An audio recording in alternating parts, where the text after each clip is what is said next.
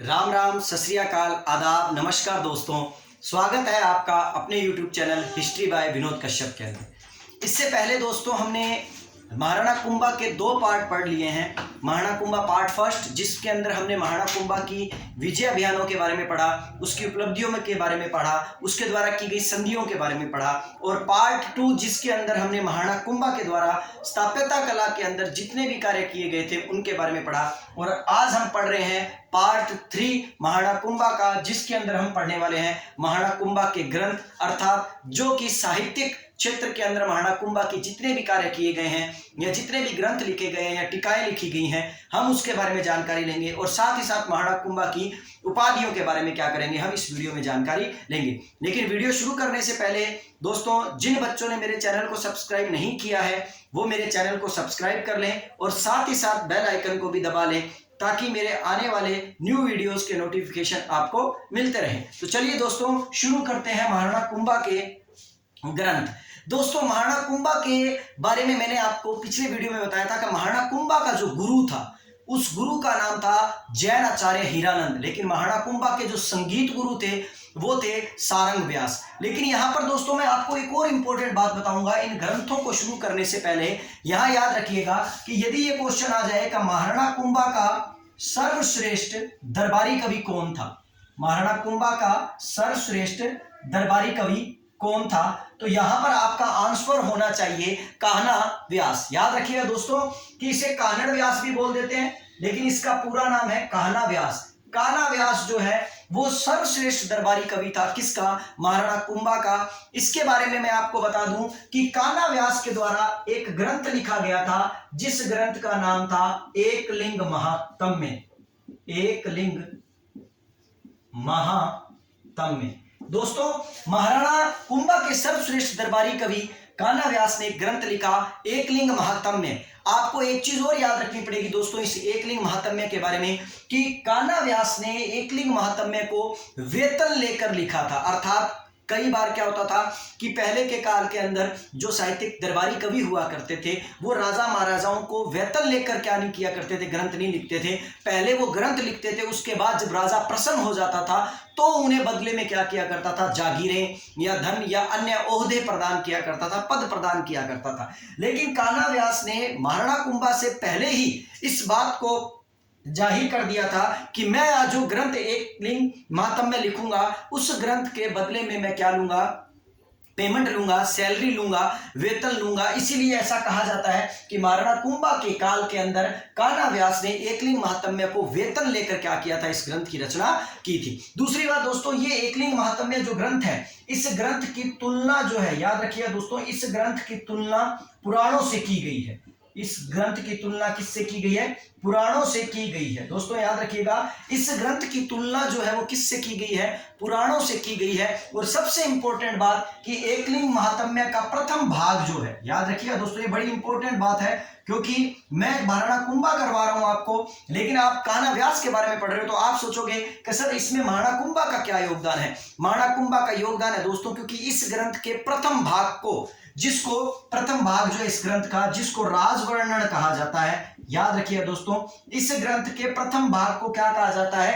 राजवर्णन कहा जाता है। इस राजवर्णन के नाम से जाने वाला जो ये भाग है, इस भाग की रचना किसके द्वारा की गई थी? इस भाग की रचना राणा कुंभा के द्वारा की गई थी। तो दोस्तों यहां पर क्वेश्चन क्या बनता है कि बताइए एकलिंग महात्म्य किसके द्वारा लिखा गया? तो आप बोलोगे कान्हा व्यास के द्वारा। लेकिन हमने जब एकलिंग महात्म्य को कान्हा व्यास को मान लिया तो हमारे दिमाग में, जहन में ये बात आ जाती है कि जब एकलिंग महात्म्य कान्हा व्यास ने लिखा है तो इसके सारे भाग भी कान्हा व्यास ने लिखे होंगे। लेकिन एग्जामिनर क्वेश्चन क्या करता है?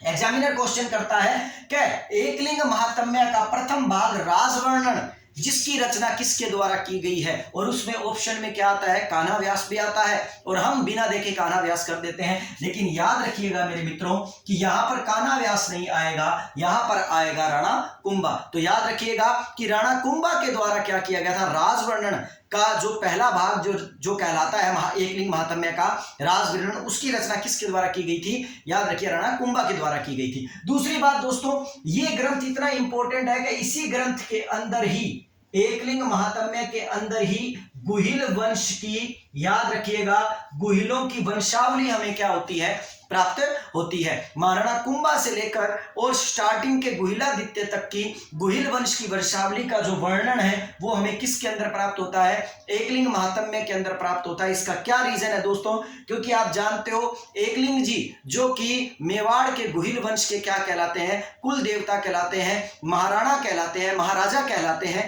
याद रखिएगा। और महाराणा जो है वो अपने आप को इन्हीं एकलिंग जी का क्या कहलवाते हैं, दीवान कहलवाते हैं। इसीलिए याद रखिएगा गुहिल वंश की संपूर्ण वंशावली जो है महाराणा कुंभा तक की वो हमें किसके अंदर प्राप्त होती है, एकलिंग महात्म्य में प्राप्त होती है। तो ये कुछ मतलब महाराणा कुंभा के श्रेष्ठ दरबारी कवि के बारे में क्या थी, जानकारी थी। दूसरी बात, महाराणा कुंभा के दरबार के अंदर दोस्तों एक पुराणवाचक कवि भी था। याद रखिएगा दोस्तों, महाराणा कुंभा के दरबार में एक पुराणवाचक कवि भी था। इंपॉर्टेंट है दोस्तों ये बात कि पुराणों का वाचन करने वाला जो महाराणा कुंभा के दरबार के अंदर क्या किया करता था, पुराणों का वाचन किया करता था।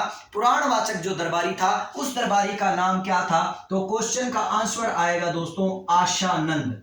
याद रखिए दोस्तों, महाराणा कुंभा के दरबार के अंदर ऐसा कौन सा दरबारी था जो दरबारी पुराणों का वाचन किया करता था या पुराणवाचक कहलाता था, तो आप उसका आंसर क्या दोगे, आशानंद दोगे। तो दोस्तों ये महाराणा कुंभा के कुछ दरबारी कवि थे, लेकिन अभी मैं महाराणा कुंभा के बारे में, कुंभा के ग्रंथों के बारे में बताने वाला हूं, इसीलिए संपूर्ण वीडियो के साथ दोस्तों बने रहिए और एक एक जो महाराणा कुंभा के द्वारा जो ग्रंथ लिखा गया है मैं उसको बड़ा डिटेल से आपको क्या करूंगा, उसकी जानकारी दूंगा। तो चलिए दोस्तों, आशा करता हूं ये वर्णन जो है आपको अच्छा लगा होगा और इसे आपने नोट भी कर लिया होगा। यदि आप स्क्रीनशॉट लेना चाहें तो आप इसका स्क्रीनशॉट ले सकते हैं और उसके बाद हम आगे चलते हैं। चलिए दोस्तों, महाराणा कुंभा के ग्रंथों के बारे में बात करें तो सबसे पहले महाराणा कुंभा के हम उस ग्रंथ के बारे में पढ़ेंगे जिस ग्रंथ को महाराणा कुंभा का सर्वश्रेष्ठ ग्रंथ कहा जाता है।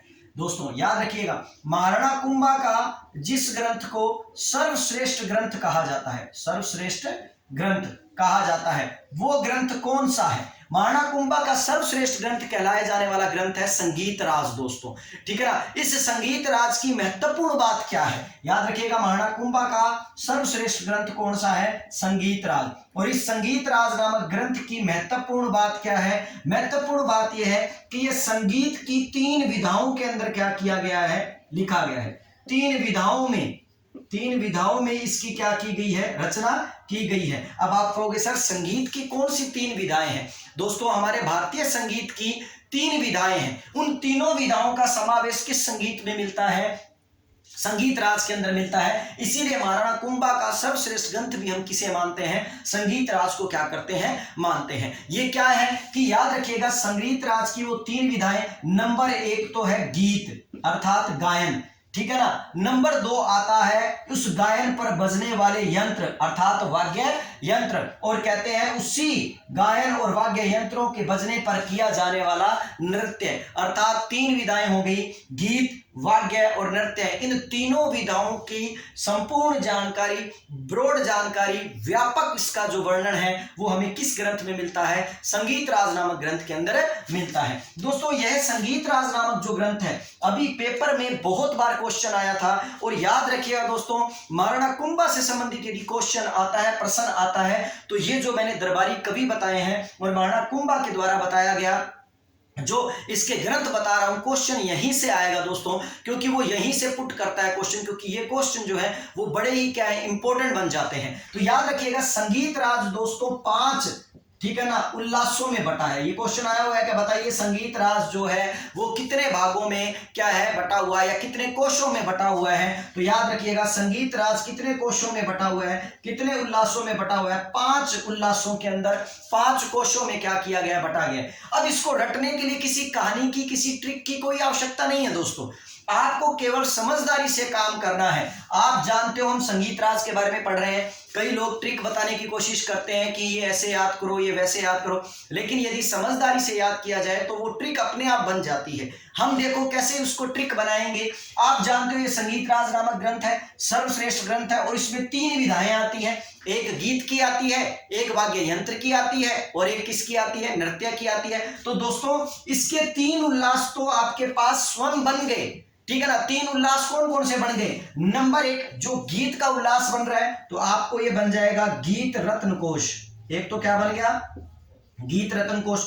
दूसरा वाग्य का है तो दूसरा क्या बन गया, वाग्य रत्न कोश। और तीसरा किसका, नृत्य का है तो क्या बन गया, नृत्य रत्न कोश। तो दोस्तों तीन तो हमें याद ही हो गए, क्योंकि एक गीत गाया जाने वाला, एक वाद्य यंत्रों का और एक नृत्य करने वाला, तो तीन रत्न कोश तो हमें क्या प्राप्त हो गए, प्राप्त हो गए। अब आपको पता है दोस्तों, हम इन तीनों के माध्यम से जिस पथ पर चल रहे हैं, अर्थात जिस रास्ते पर चल रहे हैं, एक बन जाएगा आपका, ठीक है ना, कौन सा, पथ रत्न कोश। क्योंकि हम इन तीनों के माध्यम से किसको क्लियर कर रहे हैं, संगीत को क्लियर कर रहे हैं, संगीत के पथ को क्लियर कर रहे हैं। और जब हमने ये सारे के सारे कर लिए तो पांचवा बन जाता है हमारा कौन सा, 80 परीक्षण। ठीक है ना, क्या बन जाता है दोस्तों, 80 परीक्षण। तो हमने या 80 अपने पंजाबी में बोलते हैं कि 80 का परीक्षण कर लिया। ठीक है ना, तो याद रखोगा हमने तो इन चारों को क्या कर लिया, पढ़ लिया। तो हमने इन चारों का क्या कर लिया, परीक्षण कर लिया। तो 80 का क्या कर लिया, परीक्षण कर लिया। तो इसीलिए हमें ये चारों के चारों, पांचों के पांचों उल्लास जो है, पांचों के पांचों भाग जो है वो हमें याद हो जाएंगे। और 5 भाग किस, कौन सा ग्रंथ बटा हुआ है, संगीत राज नामक ग्रंथ जो है वो 5 भागों के अंदर बटा हुआ है। महाराणा कुंभा का एक ग्रंथ और है दोस्तों, जिसके बारे में मैं आपको थोड़ी सी जानकारी बता देता हूं। उसका नाम है संगीत क्रम दीपिका। याद रखिएगा दोस्तों, उस ग्रंथ का नाम क्या है, संगीत क्रम दीपिका, संगीत क्रम दीपिका। और इसके अलावा महाराणा कुंभा की एक रसिक प्रिया टीका जो है दोस्तों, वो बड़ी इंपॉर्टेंट है। इसके बारे में मैं आपको थोड़ी सी जानकारी दे देता हूं। रसिक प्रिया टीका, जिस पर लगभग कई बार क्वेश्चन आए हुए हैं, और इस रसिक प्रिया टीका की जानकारी हम क्या करते हैं, विस्तार से ले लेते हैं। दोस्तों क्या था कि 12वीं सदी के अंदर, याद रखिए दोस्तों, 12वीं सदी के अंदर एक क्या थे, व्यक्ति थे जिनका नाम था जयदेव। और जयदेव ने एक पुस्तक लिखी थी, जिस पुस्तक का नाम था गीत गोविंद। दोस्तों ये गीत गोविंद है क्या, ये थोड़ा सा बता देता हूं आपको। गीत गोविंद क्या है दोस्तों, इस गीत गोविंद नामक ग्रंथ के अंदर क्या है कि भगवान श्री कृष्ण जो है वो गोपियों के साथ जो लीलाएं कर रहे हैं और राधा के साथ जो उनका वर्णन है, उसके बारे में क्या किया गया है, गीत गोविंद के अंदर क्या किया गया, बताया गया है। अब क्या है, गीत गोविंद को पढ़ा किसने, राणा कुंभा ने। और राणा कुंभा ने पढ़कर गीत गोविंद के पदों को, ठीक है ना, राग रागनियों के साथ क्या कर दिया, सेट कर दिया। तो महाराणा कुंभा ने जो गीत गोविंद के पद थे, उन पदों को राग रागनियों के साथ गाया जाना क्या कर दिया, प्रारंभ कर दिया।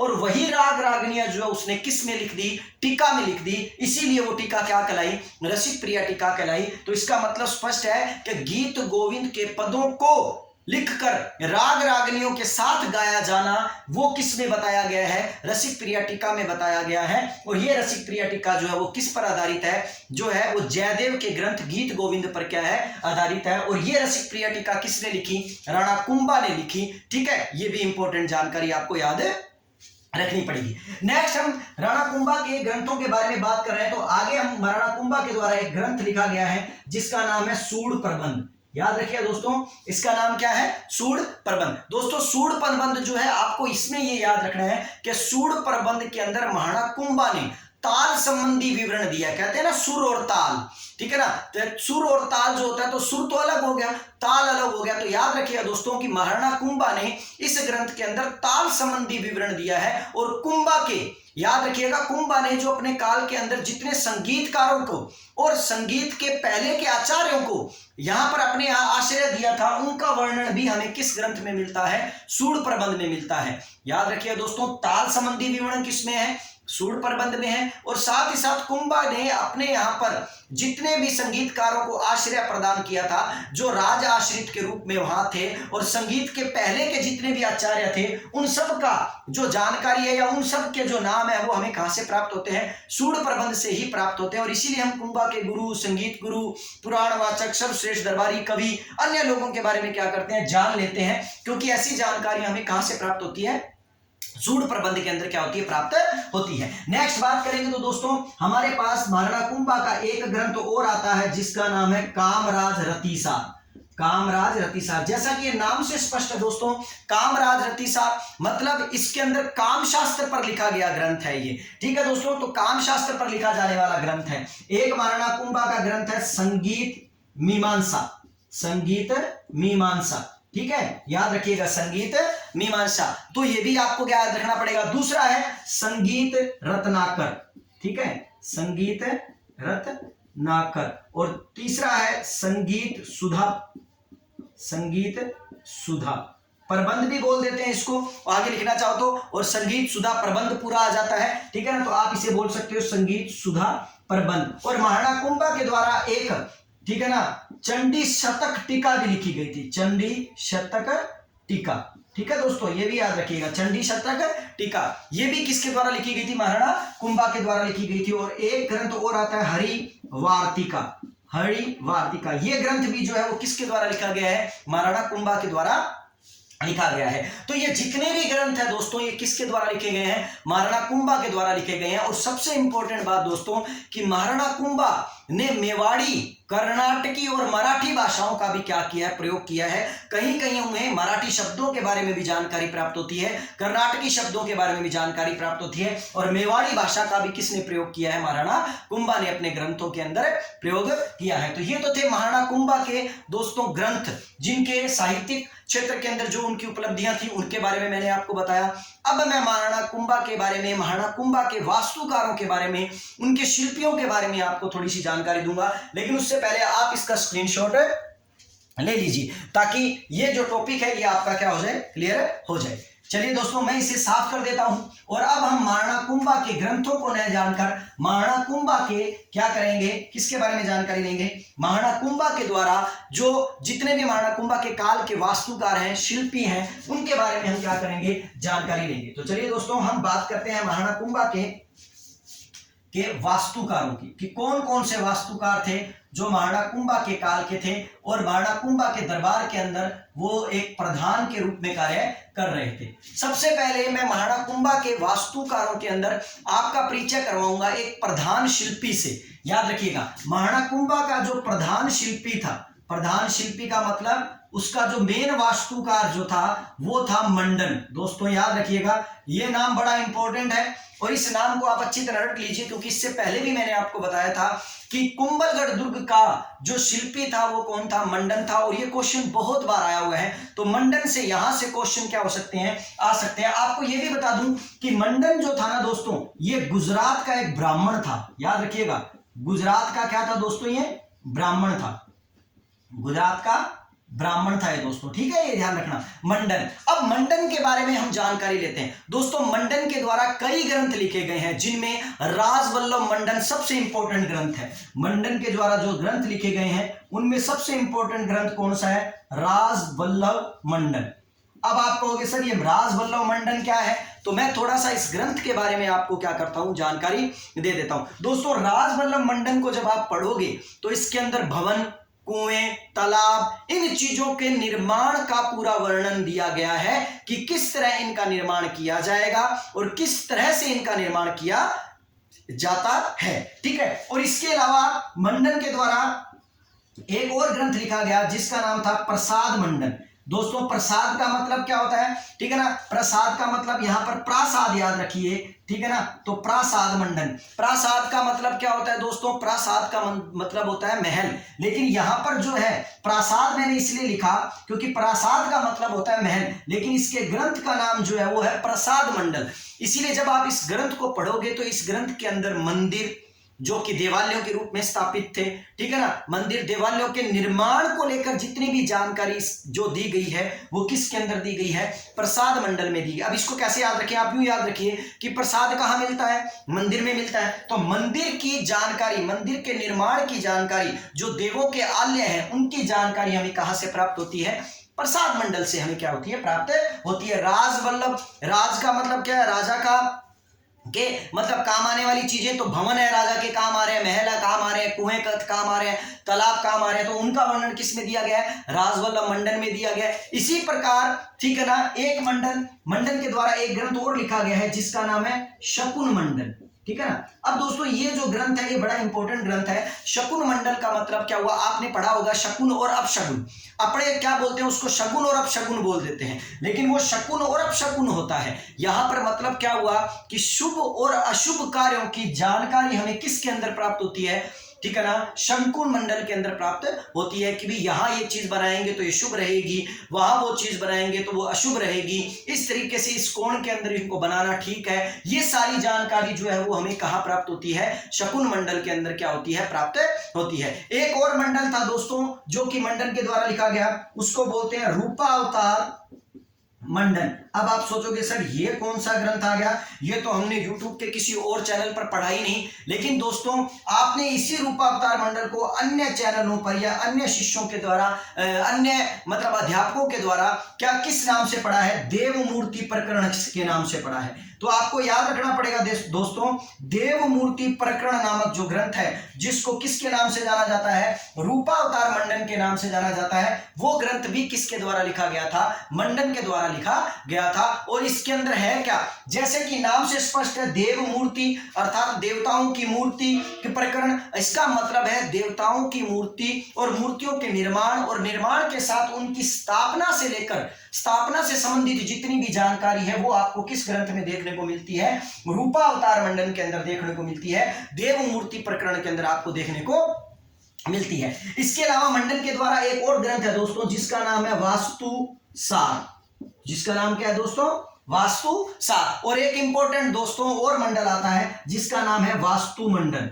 वास्तु मंडल, जैसा कि आप समझ गए हो, वास्तु सार और वास्तु मंडल, जिसके अंदर वास्तु से संबंधित बातें क्या की गई है, बताई गई है। यहां पर आपको याद आ रहा होगा दोस्तों कि सर हमने एक ग्रंथ और पढ़ा है वास्तु मंजरी, ठीक है ना दोस्तों, इसके बारे में भी मैं आगे चर्चा करूंगा, क्योंकि वास्तु मंजरी भी कई बार हम किस में डाल देते हैं, मंडन में डाल देते हैं, लेकिन ऐसा नहीं है, मंडन ने वो ग्रंथ नहीं लिखा था। मंडन के द्वारा लिखे गए ग्रंथ केवल और केवल कौन से हैं, ये है जो मैंने आपको अभी क्या किए हैं, बताए हैं। तो दोस्तों आप इसका स्क्रीनशॉट ले सकते हैं और इसके स्क्रीनशॉट लेने के बाद हम इसके बाद इसकी आगे की जानकारी क्या करते हैं, प्राप्त करते हैं। चलिए उसके बाद दोस्तों हम बात करेंगे कि यहां पर मंडन के नाम से इतने अधिक नाम आ गए हैं, तो एक मंडन आपको बता देता हूं दोस्तों कि याद रखिएगा, क्योंकि जो अपवादिक बातें होती हैं वही हमसे पूछी जाती हैं और हम क्या हो जाते हैं, पजल हो जाते हैं। अब देखिए इसमें कोदंड मंडल लिखा हुआ है। अब मंडल लिखा हुआ है तो आप ये सोचोगे सर कि ये ग्रंथ तो किसके द्वारा बनाया गया है या किसके द्वारा लिखा गया है, मंडन के द्वारा लिखा गया है। लेकिन यही अपवादिक बात है दोस्तों कि कोदंड मंडन जो है वो किसके द्वारा लिखा गया, उस आशानंद के द्वारा लिखा गया, जो आशानंद महाराणा कुंभा के दरबार में क्या था, पुराणवाचक था। इसके बारे में मैं आपको पिछले वीडियो में अच्छी तरह बता चुका हूं। जिन बच्चों ने मेरा पार्ट 2 नहीं देखा है कुंभा का, वो उसे पहले देखिए और उसके बाद इस वीडियो को आप अच्छी तरह क्या कर पाएंगे, समझ पाएंगे। चलिए दोस्तों अब मैं आपको मंडन से संबंधित कुछ लोगों के बारे में बताता हूं दोस्तों कि मंडन से जुड़े हुए कौन कौन से लोग थे। दोस्तों मंडन से जुड़ा हुआ पहला व्यक्ति जो था वो था मंडन का भाई। याद रखिए दोस्तों वो कौन था, मंडन का भाई। और दूसरा व्यक्ति जो था वो था मंडन का पुत्र। अब मैं आपको इन दोनों के बारे में जानकारी दूंगा कि मंडन का भाई कौन था और मंडन का पुत्र कौन था। देखिए दोस्तों मंडन का भाई जो था वो था नापा, ठीक है, और मंडन का पुत्र जो था वो क्या था, गोविंद। वो क्या था, गोविंद। अब ये कैसे याद रखें, कई बार हम इनके नामों में पजल हो जाते हैं कि भाई कौन था और पुत्र कौन था। तो दोस्तों ये देखो कि मैंने कहा मंडन का पुत्र कौन है, गोविंद। चलो हमें नहीं पता गोविंद है, लेकिन हमें यह पता है कि नापा उसका पुत्र नहीं है। कैसे, कि देखो इसमें क्या कह रहा है, ना और पा, क्या भाई वो पै से बना पुत्र और ना से बना नहीं, इसका मतलब पुत्र नहीं है। कौन नहीं है, नापा नहीं है। इसका मतलब नापा यदि पुत्र नहीं है तो क्या हुआ, भाई हुआ, और गोविंद उसका बचा हुआ क्या हुआ, पुत्र हुआ। तो इसलिए याद रखो मंडन का पुत्र कौन है, गोविंद है, और मंडन का भाई कौन है, नापा है। ना पैफोर पुत्र नहीं है, ना पा पुत्र नहीं है, मतलब क्या है, भाई है। ठीक है, चलिए अब मैं जिस ग्रंथ की बात कर रहा था जिसका नाम था क्या, वास्तु मंजरी। दोस्तों नापा के द्वारा लिखा गया ग्रंथ था वो वास्तु मंजरी। जो वास्तु मंजरी नापा ने लिखी वो नापा जो था मंडन का भाई था। तो इसलिए याद रखिएगा वास्तु मंजरी नामक ग्रंथ जो है वो किसके द्वारा लिखा गया, मंडन के भाई नापा के द्वारा लिखा गया, जो भी किसके काल के अंदर था, महाराणा कुंभा के काल के अंदर था। और अब बात आती है कि जैसा पिता वैसा ही पुत्र, जैसा पिता होगा वैसा पुत्र होगा, गुण तो पिता के पुत्र में आएंगे ही। इसीलिए गोविंद भी एक क्या था, अच्छा ग्रंथ लिखने वाला व्यक्ति था। गोविंद भी अपने पिता की तरह ही गुणी व्यक्ति था। इसीलिए कहते हैं कि गोविंद ने कई ग्रंथ लिखे, जिसमें एक ग्रंथ का नाम था कलानिधि। एक ग्रंथ का नाम क्या था? कला निधि। और दूसरे का नाम था द्वार दीपिका, ठीक है ना, दूसरे का नाम क्या था? द्वार दीपिका। और अंतिम में तीसरा उसका ग्रंथ जो था उसका नाम था उद्धार धोरणी, ठीक है ना, उद्धार धोरणी। ये देखिए ऐसे लिख देता हूं मैं दोस्तों, उद्धार धोरणी या धोरणी, उद्धार धोरणी या उद्धार धोरणी। उद्धार धोरणी और द्वार दीपिका और कला निधि नामक ग्रंथ जो है वो किसके द्वारा लिखे गए? गोविंद के द्वारा लिखे गए। तो ये जो ग्रंथ थे ये किसके द्वारा लिखे गए थे? मंडन के द्वारा लिखे गए थे। आशा करता हूं दोस्तों ये ग्रंथ जो है वो आपको क्या हो जाएंगे? याद हो जाएंगे। आप अब इनका स्क्रीनशॉट क्या करिए? ले लीजिए। चलिए आगे बात करते हैं दोस्तों महाराणा कुंभा के बारे में। इससे पहले हम आगे बात करें, आप इसका स्क्रीनशॉट ले लीजिए ताकि हम इसकी जानकारी को आगे क्या कर पाए? पूरा आगे कर पाए। चलिए दोस्तों हम आगे बात करेंगे इसके बाद महाराणा कुंभा के काल के अंदर और कौन कौन सी चीजें हमें क्या है देखने को प्राप्त हुई हैं। चलिए मैं इसे साफ कर देता हूं और महाराणा कुंभा की अब हम एक बार महाराणा कुंभा की मृत्यु के बारे में भी जानकारी ले लेते हैं, क्योंकि मैंने आपको महाराणा कुंभा की मृत्यु के बारे में नहीं बताया था और मैंने कहा था कि हम महाराणा कुंभा की मृत्यु के बारे में जानकारी आगे लेंगे। दोस्तों महाराणा कुंभा की मृत्यु किस तरह हुई, कैसे हुई, उसके बारे में हम बात करते हैं। महाराणा कुंभा के बारे में कहा जाता है कि 1468 के अंदर महाराणा कुंभा की मृत्यु हुई थी। मैंने आपको इसका समय बताया था। महाराणा कुंभा की मृत्यु 1468 के अंदर मानी जाती है और ये 1468 के अंदर महाराणा कुंभा की मृत्यु जो थी, ठीक है ना, महाराणा कुंभा की मृत्यु जो थी 1468 में कहाँ हुई थी?